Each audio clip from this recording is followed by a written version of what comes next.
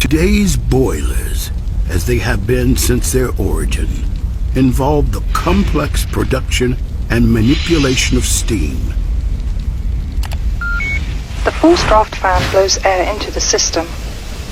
A portion is routed to the pulverizers, which crush coal into a fine dust before pushing the mixture up through feeder tubes.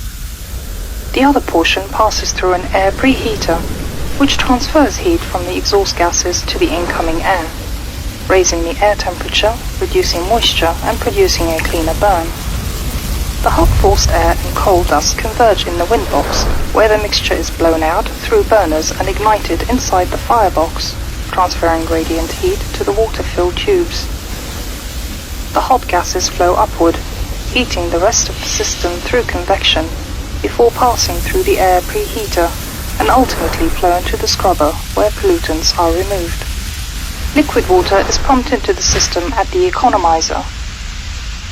Gradually, it's heated to base temperature before gathering at the steam drum, the system's main distribution hub for circulating water and steam through the boiler. Liquid water flows through large tank comers and into the base of the firebox.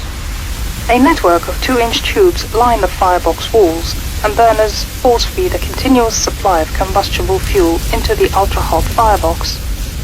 Eventually, the insides of the firebox burn so hot that its surrounding steel walls would melt if not for the tube-lined walls of liquid water. At the point in the cycle when the liquid water turns to steam, the steam separates and collects at the top of the steam drum. Because this saturated steam still contains small amounts of liquid water that would cause corrosive damage to the turbine, the saturated steam is routed back into the firebox and through superheats to burn off all but the smallest traces of liquid water. This dry, superheated steam then exits the boiler, passing through a steam locker and ultimately providing power to the spinning turbine, which generates electricity. Finally, exhaust steam, now at a lower temperature and pressure, is sent back to the boiler through a dedicated reheat stage. This reusable steam is brought back up to operating temperature before returning to the turbine, providing additional power through a secondary stage.